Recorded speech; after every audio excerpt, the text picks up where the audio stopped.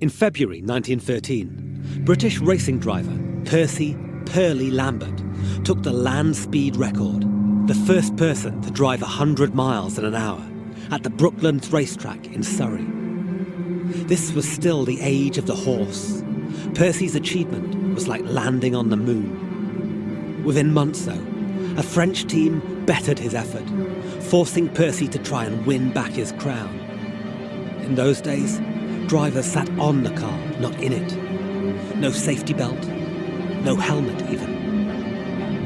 On his 21st lap at Brooklands, a rear tyre burst on Percy's speeding car, sending it somersaulting across the steep, banked track. Percy was thrown from his seat, fracturing his skull, dying on the way to hospital. The day before his accident, he'd promised his girlfriend that the day was going to be his final day of racing.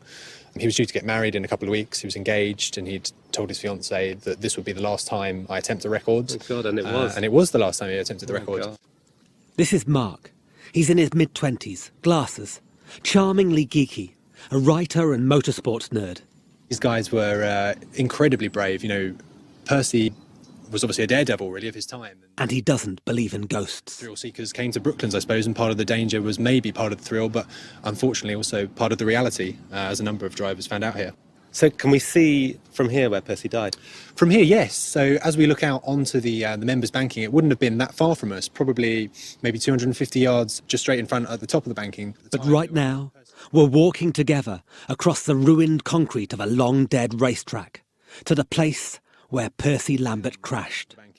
Because that's where Mark saw Percy's ghost.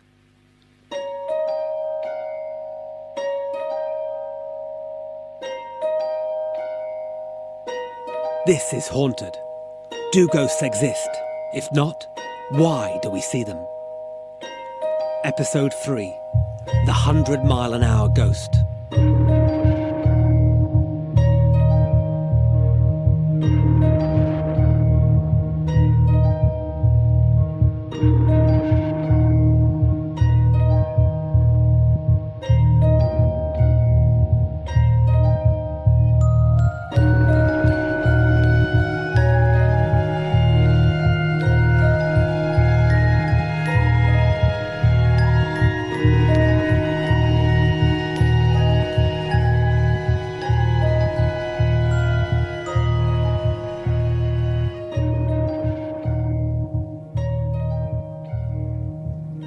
Brooklands racetrack lies in the quiet Surrey countryside outside London. It was the world's first purpose-built motor racing track.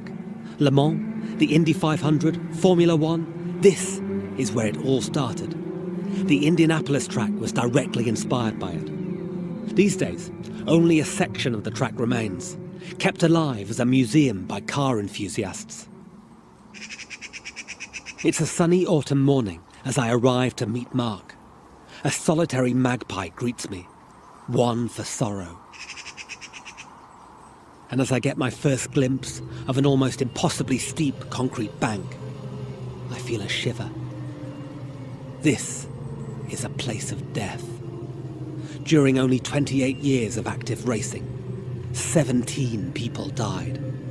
Not just drivers, but spectators too. Feels strange being down here. It's this beautiful sunny day, and now the track's surrounded by all these lovely trees dropping all their autumnal colours onto the track, but you also get a sense of just how dangerous it was. This is such a steep bank here. It feels, I mean, it's almost too steep to walk up. Yeah, the trees are perhaps a little deceptive. They give it a very pleasant kind of easy-going feel, I suppose. But yeah, on race day, when all of these trees would have been right at the top of the banking, obviously cut back a lot more, they'd have presented a real risk to the drivers, because to get the top speeds, you want to go up kind of as high on the banking as you can, really. At that point, the margin for error really diminishes, because as a number of drivers found out, if you put a wheel over it or go too far to one side, you're in a lot of trouble. Mark has been coming to Brooklands since he was a kid. I think he's obsessed with it. He's written a novel about the place, The Ghosts at Brooklands Museum. It was meant to be fiction, but more on that later. I mean, safety was really not a consideration at all in any shape or form. So when Percy Lambert was racing here, he'd been racing in essentially horse racing gear. If you had an accident, you didn't have seat belts, you were in real trouble if you went off. It's oddly affecting, this place. Like the ruins of some gladiatorial arena, where crowds once flocked to see young men risk their lives and suffer violent ends. Nos morituri te salutamus. We who are about to die salute you. And over the years, there have been stories that the fallen rise again. Mark collects these stories. He tells me of some of the sightings here. Spectres of drivers who crashed into trees, long-dead mechanics, and ghostly motorcycle daredevils. Seen by people who don't believe in ghosts. I suppose one of the things that's quite nice about Brooklands is it attracts hardy engineering types who are, let's say, are often quite cynical about what might be regarded as fictitious stories. We call them nerds. Yeah. People who like their cars to a very a high level. So, a number of people who've been involved in Brooklands who are maybe of those kind of hardy, slightly cynical types have, ghost stories. There was a guy who ran security here for a number of years who said he heard a crashing bang at the top of Test Hill, really, really loud. It sounded like there'd been an accident, ran out and there was nothing there. And, said he could never give what might be regarded as a normal reason as to why he'd heard that noise. And there's accounts of this nature all across Brooklands, where Brooklands is now a number of retail estates have been built up on what was the track, and there's been stories of ghosts running through the supermarkets which are now at the Brooklands site. There's stories of houses which are built on the Brooklands race circuit where people have seen ghosts driving through their houses. I love these details. The speeding ghosts who ignore such inconveniences as someone building shops or houses on their beloved track. But there is one figure who people say they see more often than any other. Percy. Inside the museum, I've seen photos of him. A moon face with the toothy grin that earned him the nickname Pearly. A driving cap and goggles on his head. Happy, unprepared for death. The story goes that his silent, ghostly figure walks along the track, which is at the spot where he was tragically killed. Doesn't interact with anyone, just walks for an extended period of time and then evaporates into thin air, basically. These aren't isolated sightings. They're frequent and always strikingly similar in their details. A lonely figure in white overalls, walking forlornly along the track. Percy's Via Dolorosa, the way of sorrow, his circuit of death. It's the quantity which really perplexes me. There's been so many in such a small area, it does make you ask bigger questions as to why people see all these things. One person who's familiar with the Brooklands hauntings is Alan Murdy. He's the chairman of the Ghost Club, the oldest organisation in the world dedicated to researching the paranormal, and a senior member of the world-famous Society for Psychical Research, which once counted Sherlock Holmes's creator, Sir Arthur Conan Doyle, amongst its members. Basically, he knows his ghosts.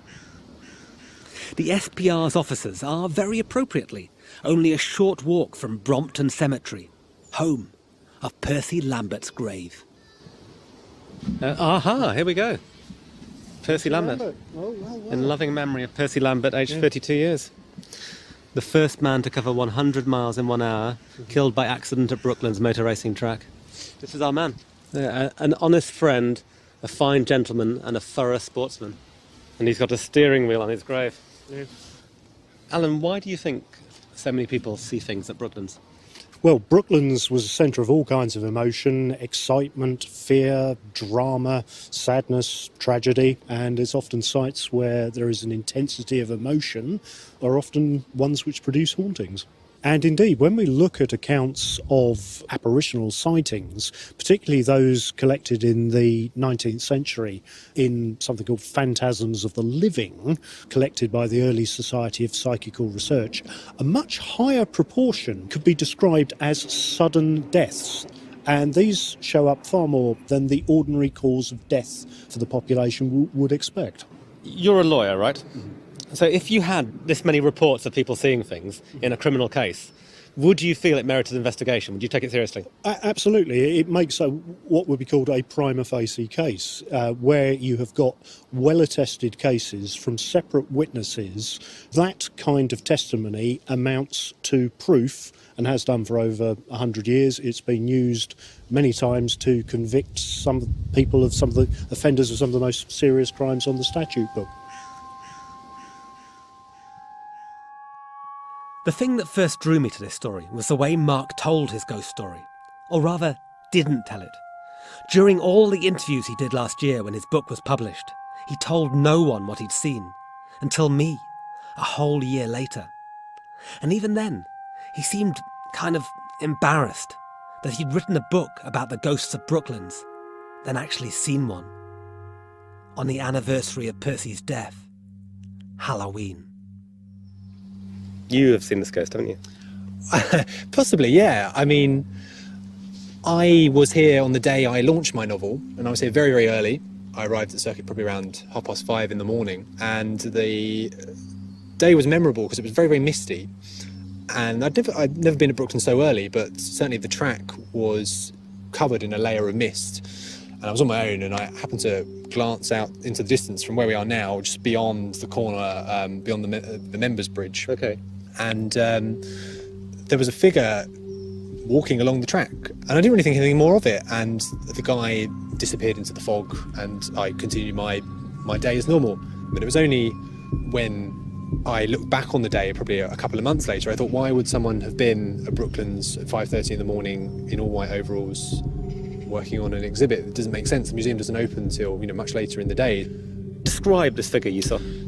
So the figure was all dressed in white and was hunched. He looked sort of sad. As mentioned, I only saw this figure fleetingly, but it was enough for me to register that there was someone there walking away in the distance, was hunched and solitary, which, at that time of the morning seemed unusual. I mean, I think I'd in my head just assumed it was a person walking along the track. And it was only later when I thought, why would someone be there at that time of the morning dressed in that way, that it didn't seem right. So it could well have been a ghost. There might have been a more logical explanation, but given the haunted history of Brooklands, in my head, there's some real questions there. Coming up, I drive Percy's route of death. You have to maintain quite high speed, else it slips down. Yeah. It's like a wall of death. Yeah, totally. Whoa, yeah. Wow, It was late November. There was a group of 15 of us in here, 9 o'clock at night, very dark. Nobody else on the site apart from us. This is Peter, one of those hardy engineering types that Brooklands attracts. He's been a guide here for, I think, longer than Mark's been alive. And as we came through the shed, suddenly the group smelt tobacco, and it was cigar smoke. He's had his own experience here. He didn't see something. He smelt it. Nobody was smoking, and there's nobody else on site, so we were wondering where it could have come from. All the doors were shut. We didn't put too much stress on it, not until we got to the top of Test Hill half an hour later, where once again everybody turned around and said, cigar smoke. A victory cigar for one of the long-dead drivers whose pictures stare down from the museum walls? Or can the nose play tricks too? So, Peter, do you think you smelt a ghost? Well, I don't know if you can smell a ghost, but maybe it's possible. But are you a believer? Do you think Brooklands is haunted?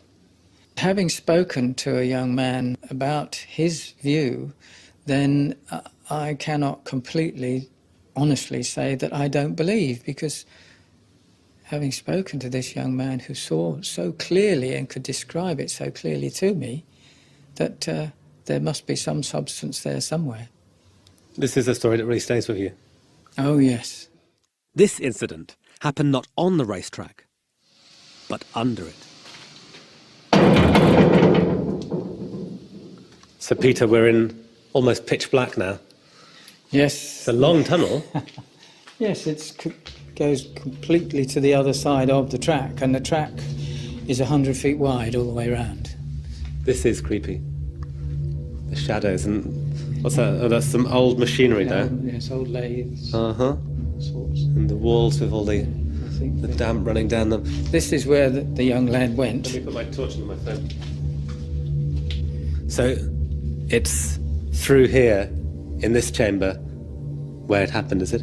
That's right. Grandfather stayed out here in the main tunnel, but the lad walked through this doorway into the chamber at the side, and this is where he said that he saw the man in white overalls, and he called Grandfather, come on, have a look.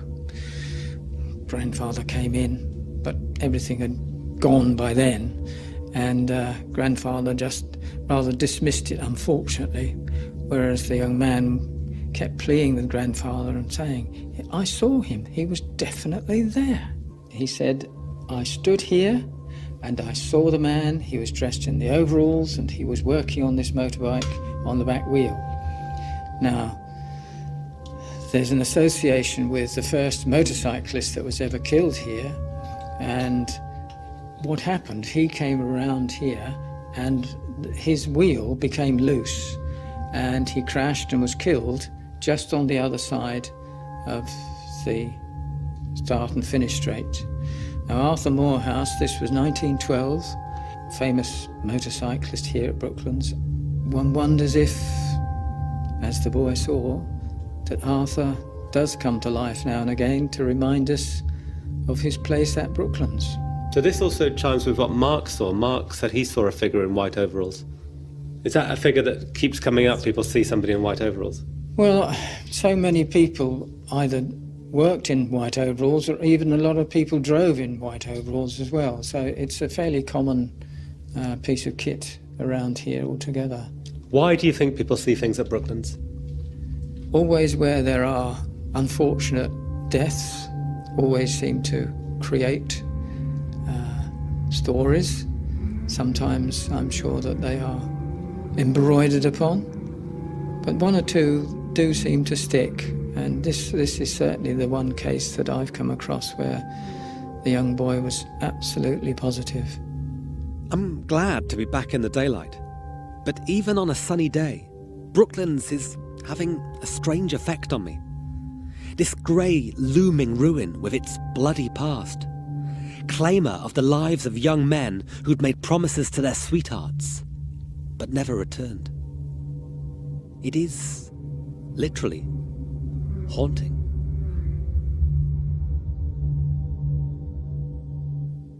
Finally, it's time for me to drive what's left of the Brooklands course. Hello, sir. I'm Danny. Danny? I'm your passenger. How are you? What's your name? John is my name. Hello, actually. John. Hello. And what car have we got here? It's a 1935 Railson. It was built in Cobham. Just down the road from here. Just down the road from here. And it was owned by a very famous motorcyclist in pre-war days, Eric Furnihau. And he sadly was killed in the late 30s. Not a lot of people associated with this place met natural ends, did they? Not really. No, they didn't. This is it, Percy. We're driving in your tyre tracks. Red colour. Well, it is, yeah. Oh, wow. There we are. Are we going to hit 100 in this? I'm afraid not. Okay, I'll get in. No safety belt, I noticed. Oh, here we go. Put your foot down. So we're actually going onto the track where Percy would have raced to them. Indeed, we are. Even when we're not going that fast, you can really feel the angle on this track. You can actually, can't you? Yeah. Oh, wow. You see, we're really leaning to the side now. I'm holding on just to make sure I don't fall That's out. right, exactly right. Is that door definitely shut? Don't go too far up, so we'll lose you. But you can see that when you're going quite very fast, Yeah. that Well, hey. it's the gyroscopic effect, Yeah, really, yeah. that holds you up there. Well, yeah, only the speed would hold you up. That's right. It is a wall of death, essentially, isn't it? That really sums it up in many respects. Go on, floor it, John, go on. Hey! Let's go, isn't it? It does. That's great. This car we're driving, John, is from the 1930s, is that right? 1930. And so this is like 20 years on, technology-wise, from Percy's car. This doesn't feel very safe to me, I'll be honest. Really? We're rattling around, no safety belts, no roof, glass windscreen in front of us that could shatter in our faces. How would it compare to Percy's? It would be a total safe luxury. Because you see this, how he sat on his car, and no protection whatsoever. It was very dangerous. So this is just towards the spot where Percy met his end. It would be here. Okay. How does it make you feel driving on a track where so many people met their death? Well, it's a bit of a weird experience, to be honest, but yeah, I've done it many times. It's funny that the track itself feels almost like a ghost now. Looking out, it feels, Well, there's a kind of eeriness to it, the way it's this kind of patchwork of broken up concrete and a sort of real remnant of what it was. To be honest, if you stand up there on a moonlight night in the autumn when it's dark, you do get that feeling of something around, you get that aura when you stand up and look back this way.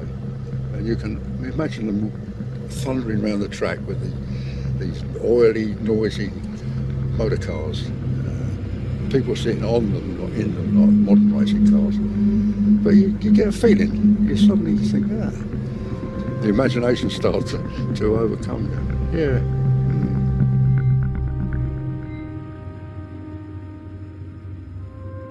I've got something that Alan said stuck in my head. The link between violent deaths and ghosts.